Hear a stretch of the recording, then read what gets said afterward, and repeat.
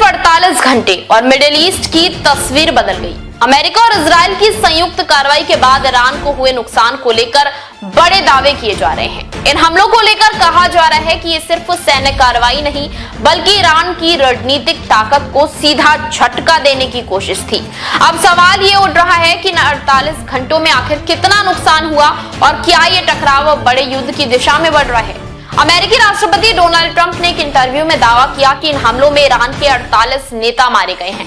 Trump ने इसे बेहद सफल और तेज ऑपरेशन बताते हुए कहा कि एक ही हमले में ईरान की नेतृत्व संरचना को बड़ा नुकसान पहुंचाया गया। वहीं इजराइल की सेना यानी IDF ने कहा कि इस कार्रवाई में करीब 40 महत्वपूर्ण ईरानी सैन्य कमांडर मारे गए हैं, जिनमें शीर्ष स्तर के अधिकारी शामिल बताए जा रहे हैं। इन दावों से संकेत मिलता है कि हमले केवल ठिकानों पर नहीं बल्कि कमांड और कंट्रोल सिस्टम को कमजोर करने के उद्देश्य से किए गए थे। अमेरिका ने यह भी दावा किया कि उसकी सेनाएं ईरान की नौसैनिक क्षमता को निष्क्रिय करने में लगी हैं। बताया गया कि कई ईरानी युद्धपोतों को नुकसान पहुंचा है और नौसेना से जुड़े ढांचे को भारी झटका लगा है।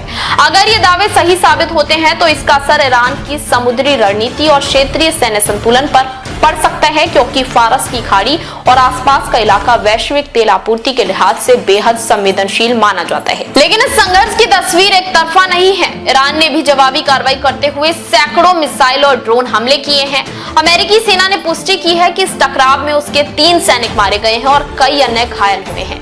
यानी अब ये संघर्ष सीधे सैन्य भिड़ंत में बदल चुका है, जहां दोनों पक्ष एक दूसरे को जवाब दे रहे हैं।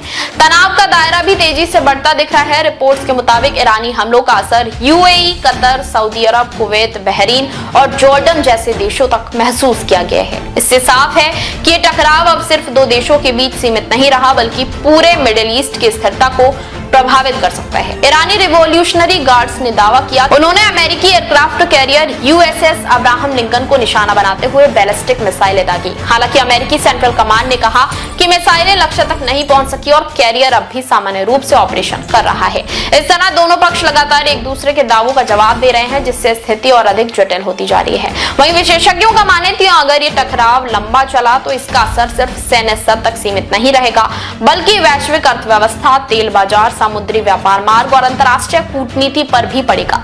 मिडिल ईस्ट पहले ही लंबे समय से संघर्षों का केंद्र रहा है, लेकिन इस तरह की सीधी सैन्य भिड़ंत क्षेत्रीय संतुलन को गहराई से प्रभावित कर सकती है। फिलहाल पूरी दुनिया की नजर इस बात पर है कि क्या यह संघर्ष सीमित कार्रवाई तक रहेगा या आने वाले दिनों में और व्यापक रूप ले सकता है। कूटनीतिक प्रयासों की जरूरत पहले से ज्यादा महसूस की जा रही है, क्योंकि 48 घंटे में हुए घटनाक्रम ने यह साफ कर दिया कि हालात बेहद संवेदनशील मोड़ पर पहुंच चुके हैं। देश विदेश की तमाम बड़ी खबरों के लिए देखते रहें किनी टाइम्स। वीडियो को लाइक करें, चैनल को सब्सक्राइब करना ना भूलें।